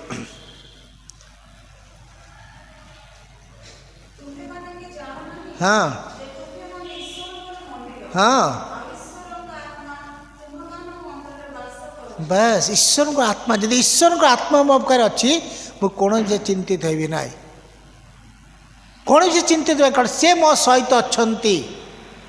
କେମିତି ଅଛନ୍ତି ନା ସେ ଅଦୃଶ୍ୟ ଭାବରେ ଅଛନ୍ତି। ନାଇଁ, ସେ ଅଦୃଶ୍ୟ ଭାବରେ ଅଛନ୍ତି ଆମ ସହିତ। ସେଦିନ ଶିଷ୍ୟମାନେ ଭାବିଲେ ପ୍ରଭୁ ନାହାନ୍ତି, କିନ୍ତୁ ପ୍ରଭୁ ଦୂରରେ ଥାଇ ମଧ୍ୟ ତାଙ୍କର ଆତ୍ମା ତାଙ୍କ ମଧ୍ୟରେ ଥିଲା, ତଥାପି ସେମାନେ ଭୟଭୀତ ବିଚଳିତ। ନାଇଁ, ଆଜି ଆମ ପାଖରେ ପ୍ରଭୁ ଅଛନ୍ତି। କାରଣ ବାକ୍ୟ ଲେଖା ହେଉଛି ମାଥ୍ୟୁ 18 ପର୍ବ 20 ପଦରେ, ଯେ ଯେଉଁ ସ୍ଥାନ 2 କି 3 ମନ ଏକତ୍ର ସେ ବିଦ୍ୟମାନ। ଆଜି ଆମ ମଧ୍ୟରେ ଅଛନ୍ତି। ଆଜି ଆମମାନଙ୍କର ବିଶ୍ୱାସ କରି ତାଙ୍କୁ ହୃଦୟରେ ସ୍ଥାନ ଦେବାର ଅଛି। ଆଉ ସେଇ କଥା ଆଜି ପ୍ରକାଶ କରୁଛନ୍ତି, ସେ ଅଛନ୍ତି। ଯଦି ଆମେ ଯୋହନ ତାର 14 ପର୍ବ ତାର 15 ଏବଂ 16 ପଦଟେ ପଢ଼। ଯୋହନ 14 ପର୍ବ 15 ଏବଂ 16। ଯଦି ତୁମେମାନେ ମୋତେ ପ୍ରେମ କର, ହଁ, ତାହେଲେ ମୋର ଆଜ୍ଞା ସବୁ ପାଳନ କରିବ। ଆଉ ମୁଁ ପିତାଙ୍କୁ ଅନୁରୋଧ କରିବି, ହଁ, ପୁଣି ତୁମମାନଙ୍କ ସଙ୍ଗରେ ଚିରକାଳ ରହିବା ନିମନ୍ତେ ହଁ, ସେ ତୁମମାନଙ୍କୁ ଆଉ ଜଣେ ସାହାଯ୍ୟକାରୀ ଦେବେ, ଅର୍ଥାତ୍ ସେ ସତ୍ୟମୟ ଆତ୍ମାକୁ ଦେବେ। ପ୍ରେଜ୍ ଦ ଲର୍ଡ। ସେ ଆମମାନଙ୍କୁ ଦେବେ, ଅର୍ଥାତ୍ ସେ ଆତ୍ମା ଆମମାନଙ୍କ ମଧ୍ୟରେ ଅଛନ୍ତି। ଆଜି ସେ ଅଛନ୍ତି। ଆମେ କ'ଣ କରୁଛୁ, କିଭଳି ଜୀବନ କାଟୁଛୁ, କେଉଁ ପରିବେଶରେ ଅଛୁ, ତା ପ୍ରଭୁ ଦେଖୁଛନ୍ତି। ପ୍ରଭୁ ଦେଖୁଛନ୍ତି ଏବଂ ସେ ଅପେକ୍ଷା କରୁଛି, ମୁଁ କେତେବେଳେ ମୋର ପିଲା ମୋତେ ଡାକିବ, ମୁଁ ଯିବି। ଆମେ ଯେତେବେଳେ ସେ ଅପେକ୍ଷା କରୁଛନ୍ତି ଯିବା ପାଇଁ, ଆମେ ତାଙ୍କୁ ନିମନ୍ତ୍ରଣ କରିବା ଦରକାର, ଆମେ ତାଙ୍କୁ ସ୍ଥାନ ଦେବା ଦରକାର। ଯେତେବେଳେ ଆମେ ତାଙ୍କୁ ହୃଦୟରେ ସ୍ଥାନ ଦେବା, ସେ ଆମ ମଧ୍ୟରେ ବାସ କରିବେ। ନାଇଁ କି? ଆଜି ଆମ ହୃଦୟ ମଧ୍ୟରେ ଆମେ କପଟତା, ହିଂସା, କ୍ରୋଧ ସବୁ ବନ୍ଧ ରଖିକରି ଆମେ ପ୍ରଭୁଙ୍କୁ ସ୍ଥାନ ଦେଇପାରୁନାହୁଁ। ନାନା ପ୍ରକାର ବିଷୟ ଆଜି ଆମକୁ ଅନ୍ଧ କରିଦେଇଛି। ତେଣୁ ସେ ସମସ୍ତକୁ ଛାଡ଼ି ଦେଇ ଆମେ ପ୍ରଭୁଙ୍କୁ ସ୍ଥାନ ଦେଲେ ଆମର ଜୀବନ ପରିବର୍ତ୍ତିତ ହୋଇଯିବ। ସେଦିନ ଏମାନଙ୍କ ଜୀବନ କ'ଣ ହେଲା ନା, ଯୀଶୁଙ୍କ ସହିତ ଥିଲେ, କିନ୍ତୁ ଯୀଶୁଙ୍କୁ ସେଇ ଆଶ୍ରୟ ଦେଖିଛନ୍ତି, ସବୁ କରିଛନ୍ତି, କିନ୍ତୁ ସେମାନେ ବୁଝିପାରୁନଥିଲେ। କିନ୍ତୁ 52 ପଦରେ ଦେଖ, ସେତେବେଳେ ଲେଖା ହେଉଛି, ଯୀଶୁ ସ୍ପଷ୍ଟ କହୁଛନ୍ତି କ'ଣ ସେଠି, କାରଣ ରୋଟିର ଘଟଣାରେ, ସେଇ ମାର୍କ 6:52 ଲେଖା ହେଉଛି, କାରଣ ରୋଟିର ଘଟଣାରେ ସେମାନଙ୍କର ଜ୍ଞାନ ଜନ୍ମି ନଥିଲା, ଜଣେ ସେମାନେ ହୃଦୟ ଜଡ଼ ହୋଇଯାଇଥିଲା। ଆମେ ଏତେ ଆଶ୍ଚର୍ଯ୍ୟ କାର୍ଯ୍ୟ ଦେଖିଲେ, ସେ ତଥାପି ସେମାନେ କ'ଣ କଲେ ନା ଜାଣିପାରିଲେନି। ଜଡ଼ ହୋଇଯାଇଛି, ମାନେ ସ୍ଥାଣୁ ହୋଇଯାଇଛି, ଯେଉଁଟାକି ମାନେ କିଛି ଅଚଳ। ସେଭଳି ବିଷୟ ଆଜି କହୁନାହାନ୍ତି ପ୍ରଭୁ। ଆମେ ତାକୁ ଜାଣିଛୁ, ଚିହ୍ନିଛୁ, ଆମେ ତାକୁ ହୃଦୟରେ ସ୍ଥାନ ଦେଇଛୁ, ଆମେ ପ୍ରଭୁ ବୋଲି ସ୍ୱୀକାର କରିଛୁ, କିନ୍ତୁ ତଥାପି ଆମମାନଙ୍କ ଜୀବନ ଆଜି କ'ଣ ହେଉଛି ନା ପରିବର୍ତ୍ତିତ ହୋଇପାରୁନାହିଁ। ତେଣୁ ଆମମାନଙ୍କର ସେ ପୁରାତନ ବିଶ୍ୱକୁ ଛାଡ଼ି ପ୍ରଭୁଙ୍କ ପାଇଁ ଜୀବନ କାଟିବା, ତାଙ୍କୁ ଦେଖିବା, ତାଙ୍କଠାରୁ ତାଙ୍କୁ ନିମନ୍ତ୍ରଣ କରିବା ଆମ ଜୀବନକୁ, ପୁଣି ତାଙ୍କଠାରୁ ଆମେ ପ୍ରାର୍ଥନା କରିବା, ଆଉ ପ୍ରଭୁ ସବୁ ବିଷୟରେ ସାହାଯ୍ୟ କରିବେ। କିନ୍ତୁ ଆଜି ଆମମାନଙ୍କ ଜୀବନ ତାହା ହେଇପାରୁନାହିଁ। ବର୍ଷ ପରେ ବର୍ଷ ଅତିବାହିତ ହୋଇ ଚାଲିଛି। ବିଗତ ବର୍ଷ ଆମେ ଯେଭଳି ଥିଲୁ ସେଭଳି ଚାଲିଛି, ତାହା ନୁହେଁ। ଆମମାନଙ୍କର ପୁରାତନ ସ୍ୱଭାବ, ପୁରାତନ କାର୍ଯ୍ୟକୁ ଆମେ ଏ ବର୍ଷକୁ ପରିତ୍ୟାଗ କରୁ ଏବଂ ପ୍ରଭୁଙ୍କୁ ସ୍ଥାନ ଦେଉ, ତାହେଲେ ପ୍ରଭୁ ଆମକୁ ଆଶୀର୍ବାଦ କରିବେ। ଟିକେ ପଢ଼ କଲସି ତାର 3 ପର୍ବ ତାର 10 ପଦଟେ ପଢ଼ କ'ଣ ଲେଖା ହେଉଛି? କଲସି 3 ପର୍ବ ତାର 10 ପଦ। ସେଥିରେ ସମସ୍ତ କର୍ମ ହଁ ପରିତ୍ୟାଗ କରି ହଁ ନୂତନ ସ୍ୱଭାବ ପରିଧାନ କରିଅଛ। ହଁ ସେହି ନୂତନ ସ୍ୱଭାବ ଆପଣା ସୃଷ୍ଟିକର୍ତ୍ତାଙ୍କ ପ୍ରତିମୂର୍ତ୍ତି ଅନୁସାରେ ସମ୍ପୂର୍ଣ୍ଣ ଜ୍ଞାନ ପ୍ରାପ୍ତି ନିମନ୍ତେ ନୂତନୀକୃତ ହୋଇ ନୂତନୀକୃତ। କିଭଳି ନୂତନୀକୃତ? ପୁରାତନ ସ୍ୱଭାବ ପରିତ୍ୟାଗ କରି ଯେତେବେଳେ ଯୀଶୁ ଆମମାନଙ୍କ ପାଖକୁ ଆସନ୍ତି ଆମ ହୃଦୟ ମଧ୍ୟ ଆମେ ପୁରାତନ ସବୁ ପରିତ୍ୟାଗ କରିବା। ଏଠି କେତେ ସବୁ ବିଷୟ ଲେଖାଯାଏ ଯେତେବେଳେ ସେ ଯେଉଁ ନୌକାକୁ ଆସୁଛନ୍ତି ପବନ ବନ୍ଦ ନାଇଁ କି? ତେଣୁ ଗୋଟେ ଘଟଣା ଏଭଳି ଘଟୁଛି ଯେ ପ୍ରଭୁଙ୍କର ପାଦ ପଡ଼ିବା ସଙ୍ଗେ ସେ ପରିବର୍ତ୍ତନ। ସେଇଭଳି ଆମମାନଙ୍କ ଜୀବନ ମଧ୍ୟ ପ୍ରଭୁ ଆସିବେ ସେ ଆମ ଜୀବନର ସମସ୍ତ ସ୍ୱଭାବ ପରିବର୍ତ୍ତନ ହେଇଯିବ। କାରଣ ତାଙ୍କର ସୃଷ୍ଟି ମଧ୍ୟରେ ଆମମାନେ ଅଛୁ। ସେମାନଙ୍କୁ ତାଙ୍କ ସାଦୃଶ୍ୟରେ ସୃଷ୍ଟି କଲେ ଜଣେ ପବିତ୍ର ହୋଇ ତାଙ୍କ ଜୀବନ କାଟିବା ନିମନ୍ତେ ପୁରାତନ ସ୍ୱଭାବକୁ ଛାଡ଼ିବା। କିନ୍ତୁ ଆଜି ଆମେ ସେସବୁ ଛାଡ଼ି ନାହୁଁ। ତେଣୁ ବର୍ଷ ମଧ୍ୟରେ ଆମେ ଚିନ୍ତା କରୁ ଯେ ପ୍ରଭୁ ଆମମାନଙ୍କ ସହିତ ଅଛନ୍ତି, ଆମମାନଙ୍କୁ ସେ ଦେଖୁଛନ୍ତି, ଆମମାନଙ୍କ ପାଖରେ ସେ ଅଛନ୍ତି, ଆମେ ତାଙ୍କୁ କେତେ ତାଙ୍କ ନିକଟବର୍ତ୍ତୀ ହେଇପାରିଛୁ। ତେଣୁ ପ୍ରଭୁ ଚାହାନ୍ତି ବର୍ଷଟି ମଧ୍ୟରେ ସମୟ ଥାଉ ଥାଉ ଆମେ ପ୍ରଭୁଙ୍କ ପାଇଁ ଜୀବନ କାଟିବା। କେତେ ଦିନ କିଏ ବଞ୍ଚିବ ଆମେ ଜାଣୁନା। ଯେତେ ଦିନ ବଞ୍ଚିବା ପ୍ରଭୁଙ୍କ ପାଇଁ ପ୍ରଭୁଙ୍କ ନିମନ୍ତେ ବଞ୍ଚିବା ଯେ ପ୍ରଭୁଙ୍କୁ ଆଶୀର୍ବାଦ କରିବେ। ଏଇ ଜୀବନ ପ୍ରଭୁଙ୍କର, ମୋର ନୁହେଁ କି ଆମମାନଙ୍କର କାହାର ନୁହେଁ। ଆଜି ଆମେ ଠିଆ ହେଇ କଥା ହେଉଛୁ, କାଲି ବା ଆଉ କେତେବେଳେ ମୁହୂର୍ତ୍ତରେ ଆମ ଜୀବନ ନଥାଇପାରେ। ଯଦି ପ୍ରଭୁଙ୍କର ଅନୁଗ୍ରହ ଅଛି, ଆମେ ପ୍ରଭୁଙ୍କୁ ପାଇଛୁ ଆମ ହୃଦୟ ମଧ୍ୟରେ, ତାହେଲେ ଆମମାନଙ୍କ ଜୀବନ ସମସ୍ତ ବିଷୟ ପରିତ୍ୟାଗ କରିବା, ସତ୍ୟତାରେ ବିଶ୍ୱସ୍ତରେ ଚାଲିବା। ତାହେଲେ ପ୍ରଭୁ ଆମକୁ କ'ଣ ଅନୁଗ୍ରହ ଦେବେ, ତାହେଲେ ପ୍ରଭୁଙ୍କୁ ଆଶୀର୍ବାଦ କରିବେ। ଆଜି ଆମେ ସେଇ ଶିଷ୍ୟମାନଙ୍କ ଭଳି ଜଡ଼ ନ ହେଇଯାଉ। ପ୍ରଭୁଙ୍କର ସମସ୍ତ ଆଶୀର୍ବାଦ ଆଶ୍ଚର୍ଯ୍ୟ ଦେଖି ପ୍ରଭୁଙ୍କ ସହିତ ରହି ପ୍ରଭୁଙ୍କ ସମସ୍ତ ବିଷୟ ଦେଖିଲେ। ମୁଁ ସେତେବେଳେ ସେଇ ପ୍ରଥମ ତାର ପୂର୍ବ ଘଟଣାଟି କହିଲି, ଯାହାକି ଯୀଶୁ ସେ 5-2 ମାସ ବିଷୟରେ ଘଟଣା କହୁଛନ୍ତି। କାହିଁକି ନା ସେମାନେ ଦେଖିଛନ୍ତି କିଭଳି ସେ 5 ରୁଟି 2ଟି ମାଛରେ 5,000 ଲୋକ ଖାଇଲେ, 12 ଟୋକେଇ ବଳେ ସବୁ ଦେଖିଛନ୍ତି। ତଥାପି ସେମାନେ ଏହି କାର୍ଯ୍ୟ ମଧ୍ୟରେ ତାଙ୍କୁ ମୁଖ୍ୟ ସ୍ଥାନ ଦେଇପାରୁନାହାନ୍ତି। ଆଜି ପ୍ରଭୁ ତାହା ଚାହାନ୍ତି ନାହିଁ। ଆଜି ପ୍ରଭୁ ଚାହାନ୍ତି ଯଦି ସେ ମୋତେ ଦେଖୁଛନ୍ତି, ମୁଁ ମଧ୍ୟ ତାଙ୍କ ଆଡ଼କୁ ଦୃଷ୍ଟିପାତ କରିବି, ମୋର ସମସ୍ତ ପାପକୁ ତାଙ୍କୁ ନେଇ ସମର୍ପଣ କରିବି ଏବଂ ତାଙ୍କୁ ହୃଦୟରେ ସ୍ଥାନ ଦେବି। ସେ ମୋ ଜୀବନରେ ଆସିବାକୁ ନିମନ୍ତ୍ରଣ କରି, ପ୍ରଭୁ ମୋ ଜୀବନକୁ ଆସ, ମୋର ଜୀବନକୁ ଏ ବର୍ଷ ପରିବର୍ତ୍ତନ କର, ମୁଁ ଏକ ନୂଆ ଚିନ୍ତାଧାରା, ନୂଆ ଭାବନା, ନୂଆ ଯୋଜନା, ନୂଆ ପରିକଳ୍ପନା ଜୀବନ କାଟିବି, ଯେଭଳି ତୁମର ଗୌରବ ହେବ। ଏହା ପ୍ରଭୁ ଆଜି ଆମଠୁ ଆଶା କରନ୍ତି। ଜୀବନ ନୁହେଁ ଯେ ପ୍ରତ୍ୟେକ ମାସ ଆସିବା, ମଣ୍ଡଳୀରେ ବସିବା, ପ୍ରାର୍ଥନା ଉପାସନା କରିବା, ତାପରେ ଚାଲିବା, ତାହା ନ ହେଉ। ଏହା ଏକ ଧାରାବାହିକ ଭାବେ ନ ହେଉ, ମାତ୍ର ଗୋଟେ ପରିବର୍ତ୍ତିତ ଜୀବନ ହେଉ, ଯେଉଁ ପରିବର୍ତ୍ତନ ପ୍ରଭୁ ଆମଠୁ ଆଶା କରନ୍ତି। ତେଣୁ ପ୍ରଭୁ ଆଜି ଆମକୁ ଏ ଅଳ୍ପ ଚିନ୍ତାର ଆଶୀର୍ବାଦ କରନ୍ତୁ। ଆମେ ନିଜେ ଭାବୁ ଯେ ମୁଁ ଆଜି କ'ଣ ପରିବର୍ତ୍ତିତ, ପ୍ରଭୁ ମୋ ପାଖରେ ଠିଆ ହେଇଛନ୍ତି, ମୁଁ କ'ଣ ତାଙ୍କୁ ମୋ ହୃଦୟରେ ସ୍ଥାନ ଦେଇପାରିଛି? ଯଦି ମୁଁ ପ୍ରଭୁ ସ୍ଥାନରେ ଅଛନ୍ତି, ତାହେଲେ ଯେତେ ବଡ଼ ଭୟ ଭାସିଲେ ମଧ୍ୟ, ବିପଦ ଆସିଲେ ମଧ୍ୟ, ସମସ୍ୟା ଆସିଲେ ମଧ୍ୟ ମୁଁ ଡରିବି ନାହିଁ, କାରଣ ସେ ମୋ ସହିତ ଅଛନ୍ତି, ସେ ମୋ ସହିତ ଅଛନ୍ତି। ତେଣୁ ପ୍ରଭୁ ଆଉ ପ୍ରତ୍ୟେକ ଆଶୀର୍ବାଦ କରନ୍ତୁ। ଆସୁ ଆମେ ପ୍ରାର୍ଥନା କରିବା ପ୍ରଭୁ ନିକଟରେ ଏବଂ ତତ୍ପରେ ଆମେ ଆଜିର ଉପାସନାକୁ ଶେଷ କରିବା। ସମସ୍ତ ଚକ୍ଷୁ ବନ୍ଦ କରିବା ଆଉ ପ୍ରାର୍ଥନା ଯିବା।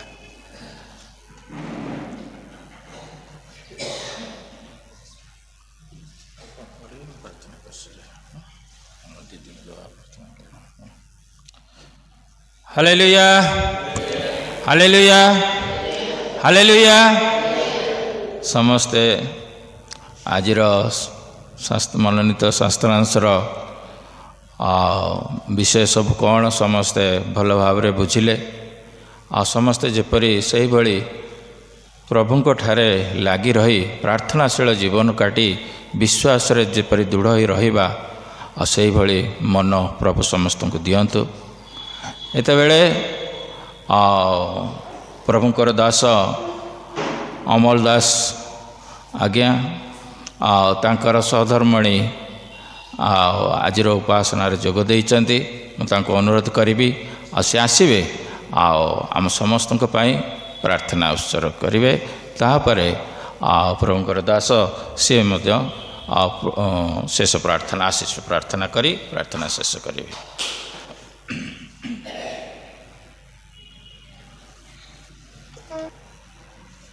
समस्त आखि बंद करवा। प्राणमुछि मु तुम पयरे खोजुअछि मु पुण्य चित्तरे तुम सेवा करिबी मोर सबु किछि रे मु एठारे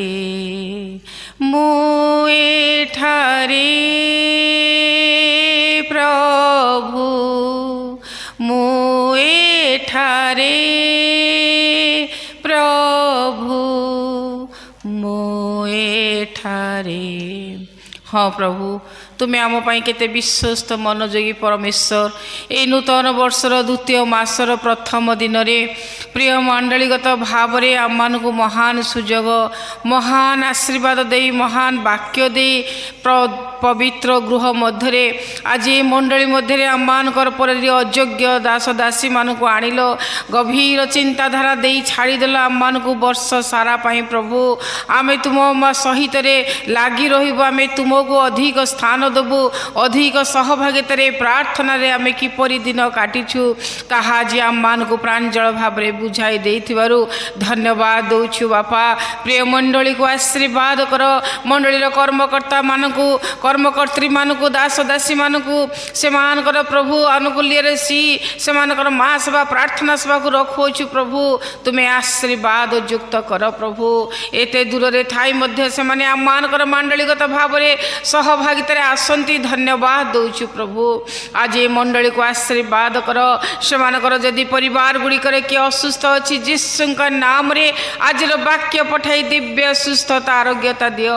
आज किए असुविधा समस्या मध्य अच्छी आज किए निजर व्यक्तिगत प्रोब्लेम अच्छी ताहाकु तुम्हें दूर कर प्रभु तुम निकट को आसिले तुम निकट रे प्रार्थना कले तुम निकट आंठु भांगिले तुम निकट रे मन कथा खोली कहले तुम निकट रे जणाण करिले तुम्हें जो असाध्य को साध्य करबा परमेश्वर तुम्हें जो असंभव को संभव करबा परमेश्वर ताहा तुम्हें प्रभु आज वाक्य आम को चेतावनी देल वर्ष आरंभ आम शुणी आसुचु बापा ये वाक्य को ये कान से कान बाहर कर न दे 30 गुण 60 गुण 100 गुण तुम फल फलिबा आशीर्वाद कर किए जाने प्रभु आज संध्या आज समय यही मुहूर्त आम मान कौन नहीं कि आसब आम जाणुना प्रभु मंडलीगत भाव में आम केतिकी दिन जगत में बंची रही प्रभु जदि तुम्हें आम मान जगत में रखीच जीवित मानक मध्य नाम स्थान देच तुम पदे प्रार्थना करने तुम आगुआ ही प्रभु अन्य मानक पई किछि चिंता करिबा पई अन्य मानक निकट सुसमाचार अंशी होई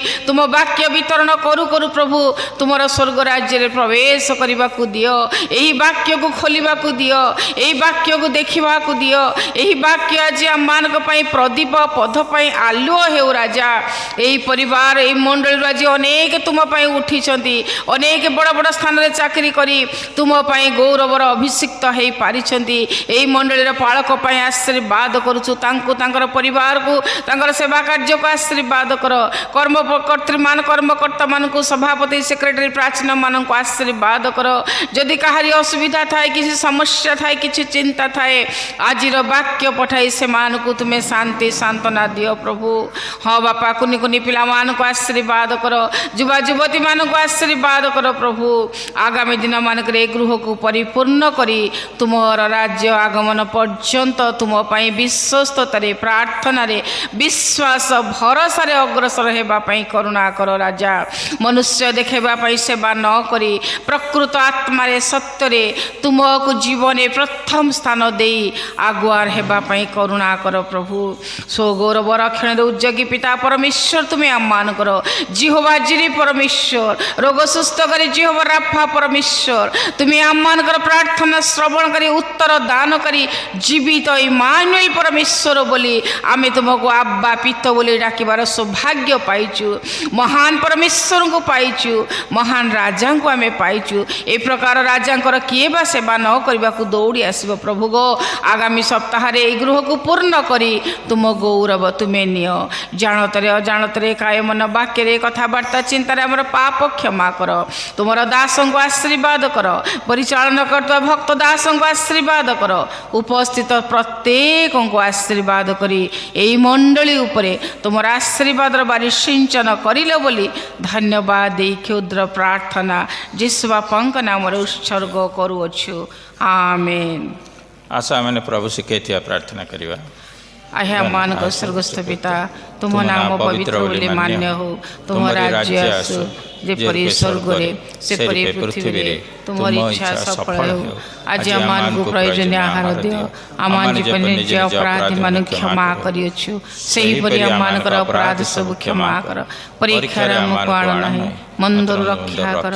ଯେଣୁ ରାଜ୍ୟ, ପରାକ୍ରମ, ଗୌରବ ଯୁଗେ ଯୁଗେ ତୁମ୍ଭର ହେଉ। ଆମେନ୍। ଯେତେବେଳେ ପିତା ପରମେଶ୍ୱରଙ୍କର ପ୍ରେମ, ତ୍ରାଣକର୍ତ୍ତା ପ୍ରଭୁ ଯୀଶୁଖ୍ରୀଷ୍ଟଙ୍କର ଅନୁଗ୍ରହ ଦାନ, ପବିତ୍ର ଆତ୍ମାଙ୍କର ଶାନ୍ତି ଶକ୍ତି ସହାୟତା ଆମ ପ୍ରତ୍ୟେକଙ୍କ ସହିତ ବିଶେଷ କରି ଆଜିର ବାକ୍ୟ ଦେଇ ଆମମାନଙ୍କୁ ପରିତୃପ୍ତ କରିଥିବାରୁ ଧନ୍ୟବାଦ ଦେବା ସଙ୍ଗେ ସଙ୍ଗେ ଆମ ସହିତ ବର୍ତ୍ତମାନ ଠାରୁ ଯୁଗର ଶେଷ ପର୍ଯ୍ୟନ୍ତ ସାହାଯ୍ୟ ଉପକାର କରନ୍ତୁ। ଆମେନ୍। ଯୀଶୁଙ୍କ ରକ୍ତରେ ଜୟ, ଯୀଶୁଙ୍କ ରକ୍ତରେ ଜୟ, ଯୀଶୁଙ୍କ ରକ୍ତରେ ଯୁଗେ ଯୁଗେ ଜୟ ହଉ। ଆମେନ୍।